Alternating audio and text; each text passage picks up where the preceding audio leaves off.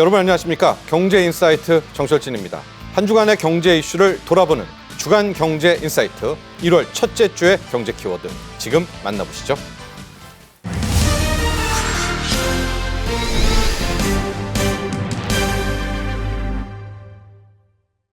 안녕하십니까? 네, 안녕하세요. 자, 먼저 세계 경제 성장률 전망치부터 짚고 전반적인 총평을 들어보도록 하겠습니다. 먼저 우리 윤상아 팀장님부터 이야기 시작해 볼까요?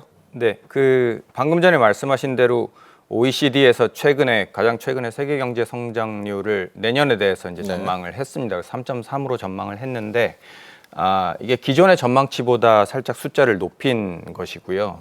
그 이유를 살펴보면 지난 3분기 미국 경제 성장률 수치가 전기비 연율로 3%가 넘는 좋은 숫자가 나왔습니다. 그리고 중국에서 최근 경기 하강 우려가 굉장히 높다 보니까 중국 정부에서 대규모 부양책 같은 것들을 많이 준비를 하고 있는데 그런 정책적 효과가 좀 나타나는 것들까지 감안을 해서 성장률을 좀 올린 것으로 그렇게 보고 있습니다. 네.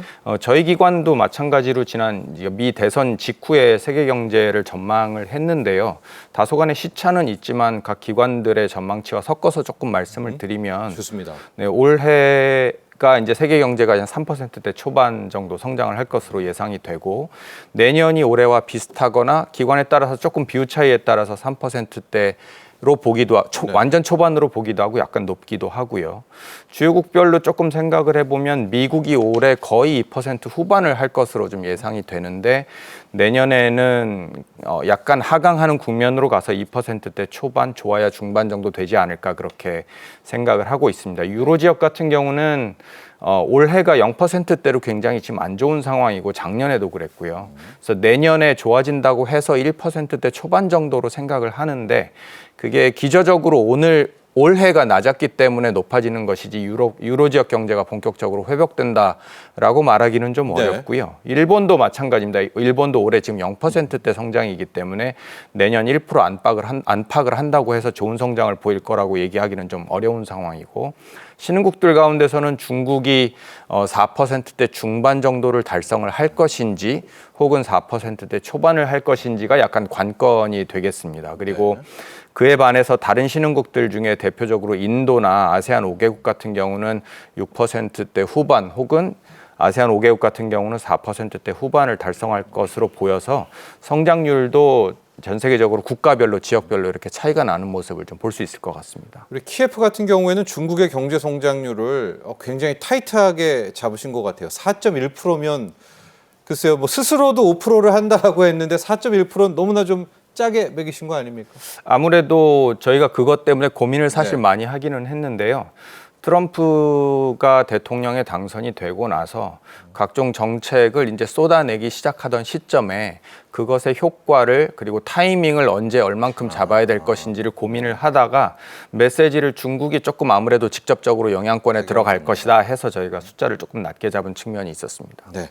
자, 김진일 교수님, 뭐 지금 키예프 연구 결과, 전반적인 다른 연구기관도요. 세계 경제 성장률을 놓고 보면 올해가 3.2%대였는데 이미 3%가 오른 거잖아요. 네. 내년도 여기서 3.3%, 뭐 3%대를 일단 다 상회할 것으로 봤으니까 세계 경제 자체는 뭐 트럼프의 출발이어도 불구하고 좀 낙관하는 그런 모양새인가요? 네, 올해 좋은 성장세가 내년에도 기본적으로는 이어진다. 그 보고 있는 것 같고요. 지금 팀장이 말씀해 주신 대로 트럼프가 1월 20일 날 대통령이 돼서 과연 첫 번째 명령을 무엇을 할 것인가.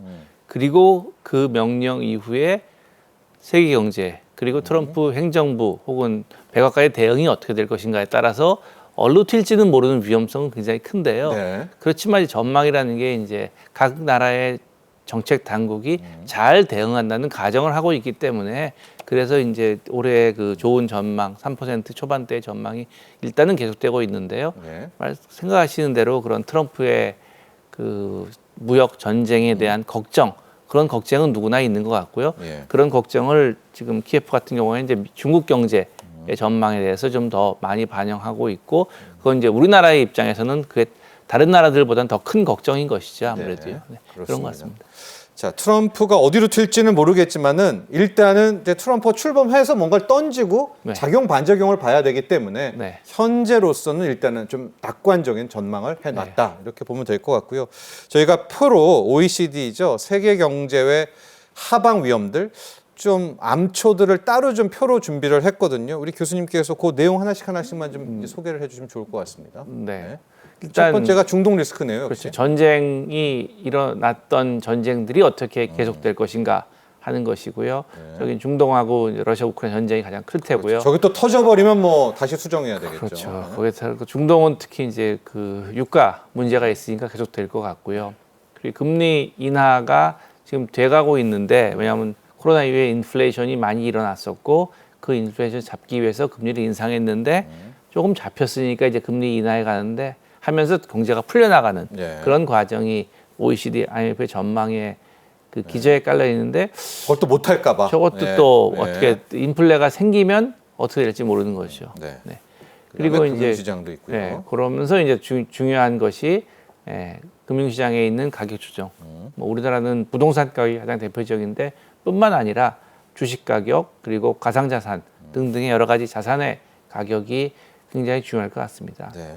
그만큼 또 주식, 코인, 부동산 가격의 현재 상황이 버블이다라는 것도 암묵적으로 일 수 있다. 네, 버블일 수 있다. 그리고 과잉 반응한 것이 아닌가 하는 걱정이 있고요. 예. 그러면 아무래도 거기에 더 많이 의존하고 있는 비은행 금융기관 혹은 제2금융권들의 영향이 더 강할 문제가 테고 생기면 네, 그것이 터지면 어떻게 될 것인가 하는 문제고 더군다나 우리나라는 부동산 PF에 많이 물려 있기 때문에요. 알겠습니다. 그런 걱정이 지금 우리나라 그리고 전 세계에 깔리는 것 같습니다. 네. 내년에 한국 경제 수출 어떻게 전망하고 계십니까? 아무래도 이 전 세계 무역의 변동폭은 성장률의 변동폭보다 크기 때문에 세계 경제가 출렁이면 우리 수출도 그거의 영향을 더 크게 받을 수밖에 없고 또 특히 우리나라 같은 경우는 경제 전체에서 수출이 차지하는 비중이 굉장히 높기 때문에 우리가 주시해서 봐야 되는 측면이 있고요. 일단 지역별로는 뭐 대미나 대아세안이나 대인도나 상대적으로 이제 성장률이 좋은 지역에 대한 수출은 상대적으로 좀 선방할 가능성이 있다라고 요약을 할 수 있을 것 같고 네. 반면에 이제 대중, 대EU 같은 에 대한 교역은 현상 유지가 되거나 좀 위축될 가능성도 생각을 해야 된다라고 얘기를 드릴 수 있을 것 같습니다. 특히 이제 아까부터 계속 얘기가 나오는 미국의 어떤 각종 정책 불확실성 때문에 우리가 대응할 수 있는 컨트롤 타워라든지 이런 것들이 빨리 셋업이 돼서 그 부분을 이제 트럼프 집권 초기부터 빨리 대응을 해야 되는 측면이 좀 있고요.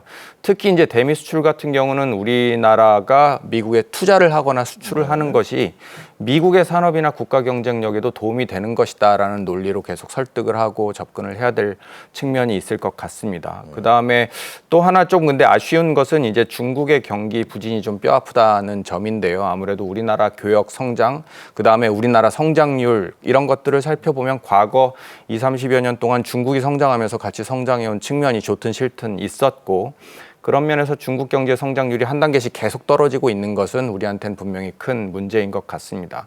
그러니까 중국 경제가 지금 내부적으로는 뭐 부동산 부문의 문제, 부채 문제, 그다음에 지방정부 부채 문제 이런 어려움에 지금 봉착해 있고 대외적으로는 뭐 트럼프 혹은 이런 보호주의의 압력으로부터 또 많이 어려움을 겪고 있어서 이런 문제를 우리가 같이 어떻게 헤쳐나갈지가 제일 중요한데 한 가지는 뭐 중국하고 이제 우리 산업 관계가 과거에는 이제 보안 관계에서 지금 경쟁 관계로 많이 이전이 되긴 했지만 여전히 중국은 우리한테 2위, 3위의 교역 파트너 국가이고 주요 생산 기지로 여전히 남아 있기 때문에 대중 수출 문제를 어떻게 우리가 또 대중 관계를 어떻게 할지가 대미 관계만큼이나 또 중요해 보이는 포인트고요. 다만 이제 우리나라도 이 지금 시류가 변함에 따라서 글로벌 공급망 분화라든지 다변화에 올라타 있기 때문에 아세안 지역이라든지 인도 지역이라든지 뭐 미국 인근의 국가들 혹은 대미 직접 투자라든지 이런 부분들은 우리나라의 대외 투자도 늘고 수출도 느는 그런 긍정적인 효과가 작용을 할 것 같습니다. 네. 네. 우리 김 교수님께서 수출에 대해서도 한마디 코멘트를 좀 해주시죠. 아무리 트럼프 행정부 뭐 이렇게 얘기를 하지만 한국 경제가 막 확 그렇게 수출이 몰락하거나 그럴 가능성은 또 의외로 왜냐면 현장에 계신 분들이 나름 또 신뢰를 갖고 있거든요. 내년에 수출 전망 네. 뭐 나빠진다 하더라도 최악은 아닐 것이다 이런 전망도 있습니다. 어떻게 바라보고 계십니까? 일단 기업들이 다 대응을 그렇죠. 하고 있고요. 네. 네. 그리고 기업들도 그 뭐 미국 예를 들어서 워싱턴 D.C.의 대기업 같은 경우에는 이제 기업체 연구소도 있고 아니면 직접 그 대관, 그러니까 대미국 의회 정부겠죠. 업무를 네. 하시는 분도 계시거든요. 그런 걸 통해서 보면 과연 우리나라가 기업을 어디에 놓는 것이 그래서 뭐 미국의 조지아에 놓느냐, 네. 멕시코에 놓느냐, 캐나다에 놓느냐에 따라서 달라지고요. 그리고 그걸 사실 결국 중요한 건 디테일에 있는데 그러다 보면 어떤 부분은 어디에 놓는 게 제일 좋은지 그런 걸 대응을 잘 하고 하다 보면 그 중간중간에 우리나라가 워낙 이제 대미의 수입 의존도가 심하기 때문에 네. 오히려 잘 다른 나라들보다 대응할 수 있는 여지도 있습니다. 노하우가 있다 이거죠. 네. 그런 걸 잘 살리면서 지금 대응을 하고 있으니까 이제 그런 면에서 우리나라가 더 유연하게 대응하는 것이 지금 말씀하신 대로 상대적으로 우리나라가 더 우위에 쓸 수 있는 그런 네. 그 좋습니다. 희망이 아닌가 생각합니다. 저희가 이제 산업별로 좀 파고 들어가 봐야 될 것 같은데 자 윤상화 팀장이 한번 전체적인 산업 기상도를 좀 보고 자동차, 반도체, 조선 하나씩 각계 격파를 해보도록 하겠습니다. 네. 전반적인 산업 기상도 하나씩 업종 짧게 좀 어떨 것 같습니까? 그 산업 기상도에 대해서 뭐 상공회의소에서 조사한 것이 있다고 하는데요. 네. 뭐 일단 뭐 철강, 뭐 자동차, 뭐 반도체별로 좀 차이가 많이 있겠습니다만 철강 같은 경우는 뭐 화면에서 보시다시피 그래요. 예, 우리나라가 그렇게 썩 좋지는 않은 것 같습니다. 2차 전지나 석유화학도 마찬가지고. 네, 2차 전지도 흐리네요. 네, 그리고 뭐 좋은 쪽은 반도체, 디스플레이, 조선 같은 경우는 뭐 이제 우리나라가 워낙 고부가 선박에 또 장점이 있기 때문에 그렇고 기계 장비 같은 경우는 미국의 인프라 투자라든지 이런 부분의 수혜를 아마 받을 수 있을 것 같습니다. 네. 지금 섹터별로 나와 있지만 반도체를 의외로 좀 대체로 맑음 쪽으로 우리 상공회의소는 바라봤습니다. 바이오 쪽은 또 맑음 의견이 많고요. 조선은 좀 이따 저희가 또 분석하겠지만 타이 추종을 불허하니까 뭐 미국도 우리에게 태클을 좀 걸 수 없는 그런 분야이기도 한데 자, 흐림 쪽 먼저 가볼게요. 자동차로 해주시면서 전기차, 2차 전지까지 함께 가보겠습니다. 지금 2차 전지 주가도 힘들고 현대차 같은 완성차도 힘들고요. 아마 주식시장이 빠르니까 이런 트럼프 리스크를 선반영한 것 같은데 자동차 또 전기차 이 중에서 2차 전지, 석유화까지도 함께 가볼까요? 좀 흐림 쪽 섹터들. 일단 자동차 같은 경우는 뭐 우리나라가 현지 생산 비중이 일단 높기도 하고 그래서 수출하고 직접적인 연관이 또 없을 수도 있는데 앞으로 이제 거대 수요국들 미국이나 EU가 경기가 어떤 방향으로 가느냐에 아마 가장 큰 영향을 받을 것 같고요. 특히 이제 EU가 매우 경기가 부진한 것이 조금 뼈아픈 측면이 좀 될 수 있을 것 네. 같습니다. 거기에다가 좀 전에 이제 전기차 말씀하셨는데 중국의 전기차 업체들이 워낙 저가의 괜찮은 품질로 자동차들을 만들어내서 EU나 전 세계로 지금 수출을 하고 있으니 그런 부분에서 우리가 경쟁을 과연 그 가격대를 맞출 수 있을 것인가 이런 부분이 좀 관전 포인트가 될 것 같고요. 뭐 미국 시장에서는 중국의 전기차가 거의 시장 점유율이 거의 없다 보니까 중국 전기차하고 미국 시장에서 우리나라가 직접 경쟁을 할 것은 아니지만 뭐 보조금 문제도 있고 미국 국내 보조금 문제도 있고 그 다음에 테슬라라는 막강한 플레이어가 있기 때문에 거기에서 우리나라가 이제 어떤 틈새를 찾아갈 것인지가 주요 포인트가 될 것 같습니다. 2차 전지 같은 경우도 당연히 이제 자동차랑 맞물려서 생각을 해볼 수가 있는데 중국산 전기 배터리들이 워낙 또 전 세계에 많이 풀려 있고 뭐 최근에 뉴스도 많이 나오지 않았습니까? 뭐 품질 이슈도 있었고 하기는 했지만 그 물량 중국발 공급 과잉 우려하는 것들이 우리 입장에서는 사실 굉장히 큰 도전이고 위협이고 근데 한편으로는 그 2차 전지 같은 경우는 제가 산업을 아주 잘 아는 것은 아니지만 그 완성차 업체들하고 서플라이 체인에서 맞물려서 처음부터 설계도 같이 하고 제조하고 생산 공장도 짓고 하기 때문에 굉장히 장기 계약에 묶여 있고 특정 자동차 모델의 스페시픽한 그런 이제 2차 전지들을 만들어내는 그런 산업판이다 보니 그런 관계를 잘 가져가고 있는 측면이 있고요. 우리나라 이제 2차 전지 업체들이 미국 완성차 업체들하고 그런 것들을 계속 유지를 해가면 중국이 미국한테 견제를 받는 사이에 그래도 조금 우리가 포지셔닝을 잘 하고 시장 점유율도 좀 늘려갈 수 있지 않을까 그렇게 생각을 하고 있습니다.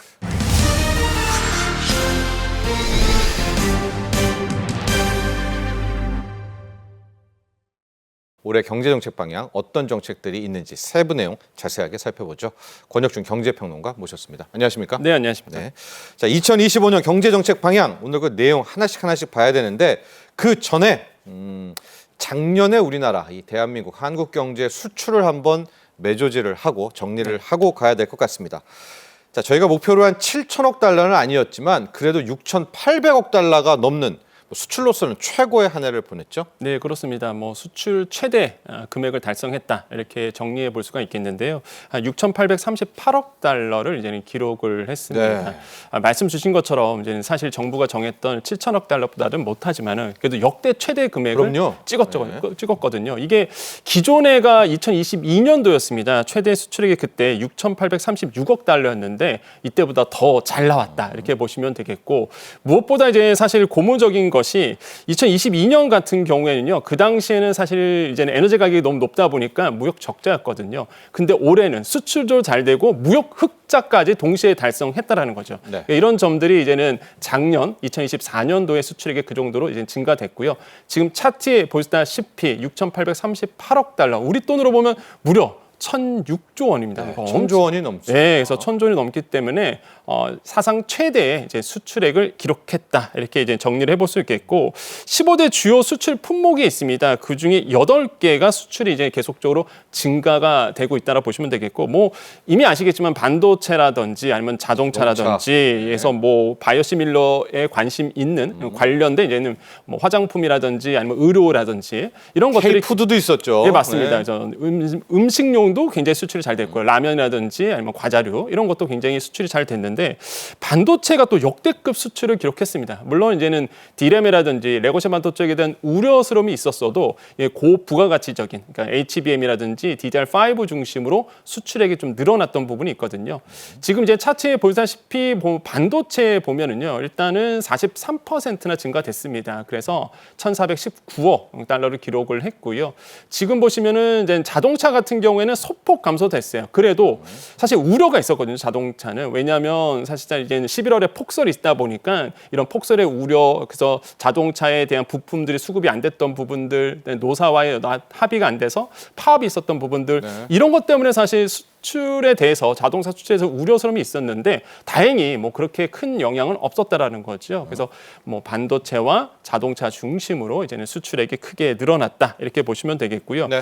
9대 수출 시장이 있었습니다. 그래서 뭐 미국, 중국, 그다음에 동남아, 뭐 아세안 이런 쪽에서 수출 지역이 계속적으로 수출액이 증가되고 있다는 것도 이번에 좀 확인이 됐어요. 특히 대중국 수출 봤을 때 6.6% 증가했고요.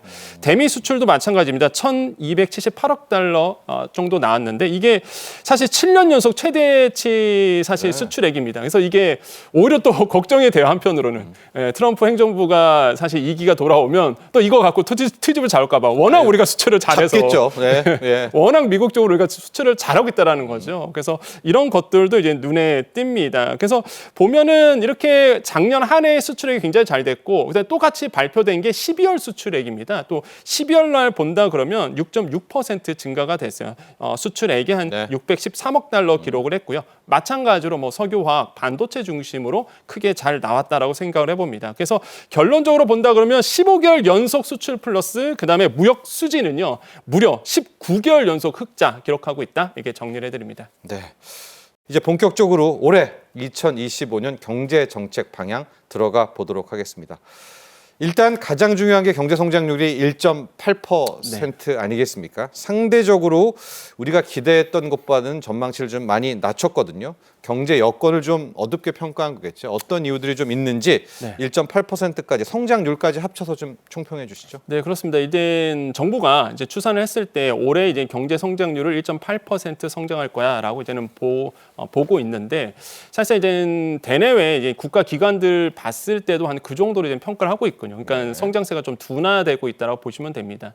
그런 이유를 봤을 때 이 대내적인 불확실성이 작년보다 더 심해질 거다. 맞습니다. 이렇게 이제는 판단을 하고 있는 거고요. 특히 통상 압박에 대해서는 불확실성이 있거든요. 이미 뭐 아시겠지만은 과연 트럼프 2기 행정부가 과연 우리나라에 대한 통상 압박을 어느 정도로 할지 이 불확실성이 있기 때문에 지금 이제는 이런 어떤 통계들이 지금 나오고 있다고 생각을 해보겠고요. 또한 외환 시장도 지금 불안함 이런 부분들도 어느 정도 정부가 반영을 했다라고 보시면 됩니다.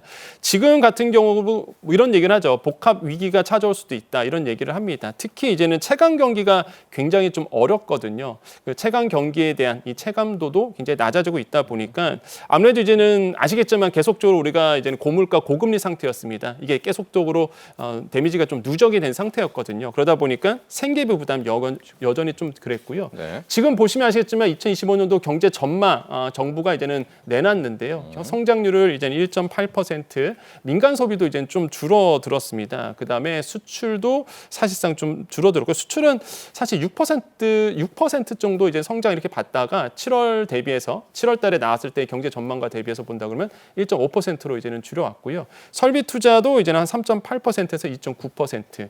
일자리 창출이 원래 17만 명 정도 증가할 거라 보았는데 이번에 이제 수정 전망치 내려오면서 12만 명으로 수정을 했습니다. 네. 이런 점을 봤을 때는 확실히 2025년도에 대해서 경제 전망에 대해서 불확실성 증대, 그다음에 내수 부진 이런 것들이 우리 경제에 영향을 줄 수 있다라고 이제 판단을 해보겠습니다. 크게 4가지 분야로 나눠서 이제 총력을 집중하겠다라고 밝혔습니다.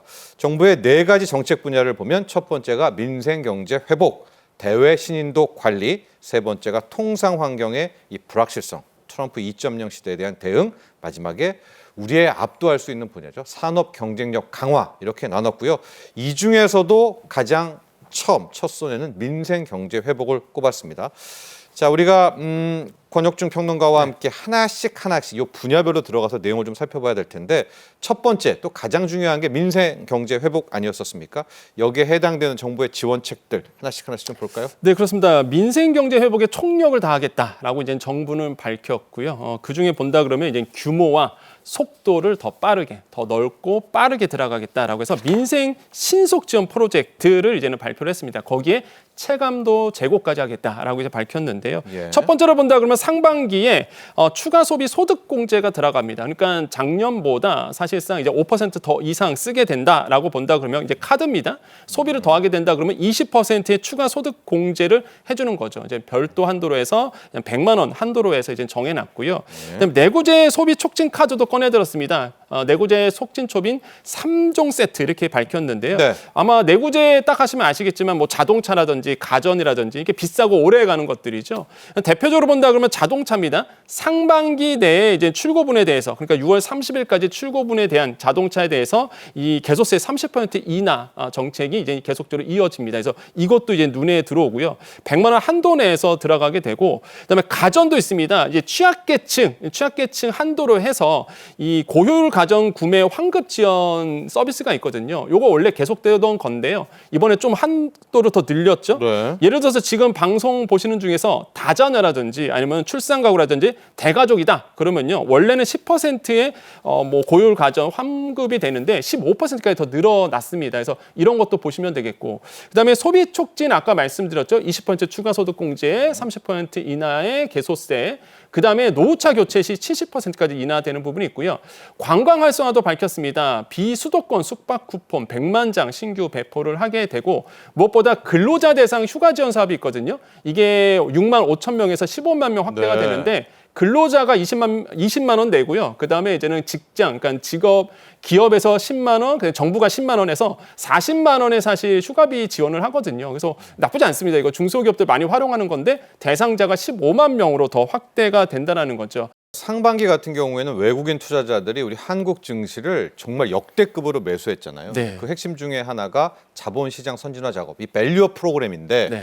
밸류 프로그램 올해도 계속 가는 거 맞죠? 어떤 맞습니다. 내용들이 있습니까? 세제 지원 패키지를 밝혔습니다. 네. 이거는 이미 뭐 시장에서 널리 알려진 얘기고요. 그 중에서 눈에 띄는 게 주주환원 촉진 세제 지원이죠. 예. 이게 뭐냐면 아시겠지만은 주주환원 증가 금액이 있습니다. 기업들이 직전 3년 대비 5% 초과분에 대해서 법인세 5%를 깎아줍니다. 그래서 사실상 이게 밸류 프로그램 공시가 됐었을 때 나왔을 때 화제가 됐던 이야기인데요. 이 부분이 세제 지원 패키지에 들어가 있고요.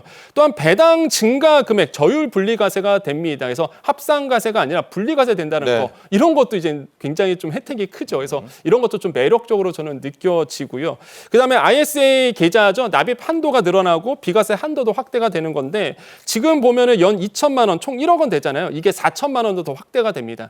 또 한 가지가 국내 투자형 ISA 계좌를 만들어주겠다. 요거 얘기했거든요. 이거는 굉장히 좋은 것 같아요. 그래서 납입 한도가 4천만 원에 사실상 국내 상장 주식, 뭐 국내 주식형 펀드 투자 신설되는 부분 이런 그렇죠. 것들도 저는 굉장히 좀 잘 나아졌다고 생각을 해봅니다. 그래서 이렇게 다양하게 이제 밸류 프로그램에 대해서 지속적으로 이끌기 위해서 정부가 세제 지원 혜택을 늘려놨다 이렇게 보시면 되겠습니다. 이 세 번째 통상 환경에 대한 대응도 한번 살펴보죠.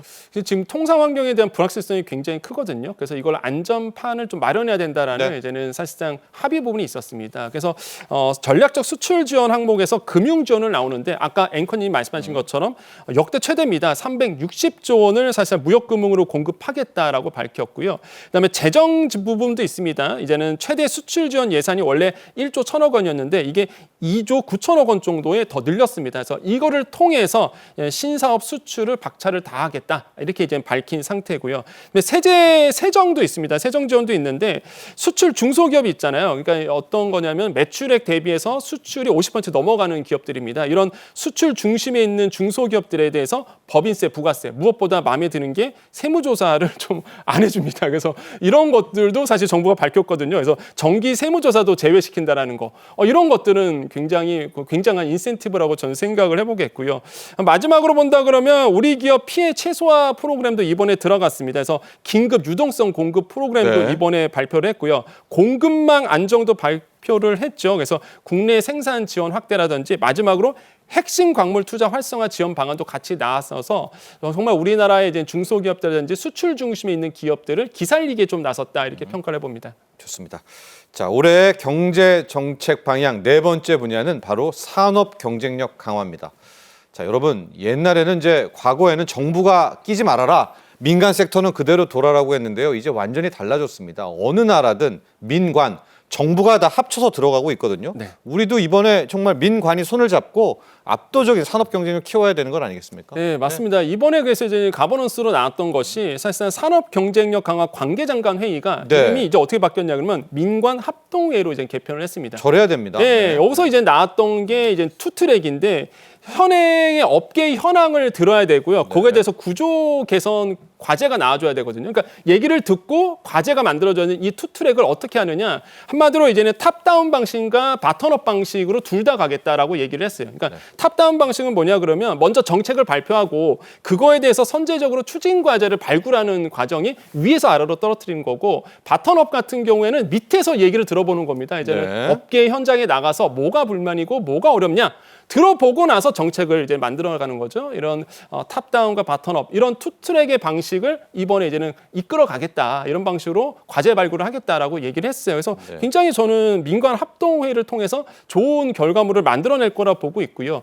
그래서 주력 산업 혁신으로 본다 그러면 반도체, 패권 경쟁 들어가고 있거든요. 이거에 대해서 투자를 더 늘려갈 그렇죠. 것이다라고 보고 있고 네. 세제도 지원을 합니다. 아까 말씀드린 것처럼 사실 지금 반도체 클러스터가 지금 뭐 삼성전자 민간에서 360조 원 이상을 투자를 했거든요. 지금 엄청난 큰 프로젝트입니다. 지금 용인 반도체 클러스터 쪽이 이 부분에 대해서 사실 들어가는 게 사실 전기거든요. 그래서 송전선 지중화 비용이 들어가는데 이게 기업 부담분에 대해서 국가가 절반 이상 국가가 부담하기로 했어요. 이런 것들은 진짜 기업의 기살리기로 딱 들어가는 거죠. 이런 것도 눈에 띄고 그다음에 조선 MRO 협력 체계를 구축하겠다. 마지막으로 본다 그러면 2차 전지 부분에서도 실제적으로 이제 IRA 혜택 축소 부분에 대해서 정부가 대응 발언을 마련하겠다고 얘기를 했습니다. 그래서 이런 것도 이제 눈에 띄고 마지막으로 이제 AI, 바이오, 양자, 특히 이제 양자에 대해서 정부가 국가 전략 사업으로 정해서 사실상 이제 5개년 종합계획을 마련하겠다. 이 하반기에 저는 이거 굉장히 환영할 만하거든요. 그래서 네. 이런 것들도 이제 눈에 띈다라고 말씀을 드립니다. 좋습니다. 자, 지금까지 2025년 경제 정책 방향 하나씩 짚어봤습니다. 도움 말씀 주신 권혁중 경제평론가 감사합니다. 네, 감사합니다. 지금까지 1월 첫째 주 주간 경제인사이트였습니다. 오늘도 함께해 주신 시청자 여러분 감사합니다.